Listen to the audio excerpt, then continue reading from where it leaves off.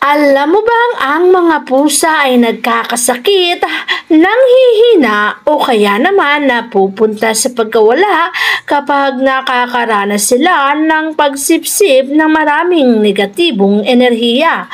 Sila kasi ang sumasagap ng mga negatibong enerhiya na dapat ay sa master nila.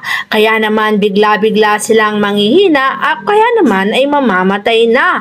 At ayaw naman nating mangyari sa ating mga alagang pusa ang pagkamatay na yan.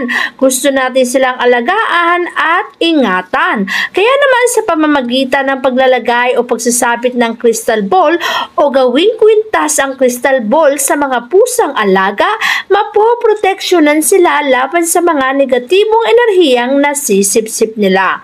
Ang mga crystal ball kasi ay tumutulong na sipsipin ang negatibong enerhiya at hindi ito direktang mapupunta sa alaga mong pusa.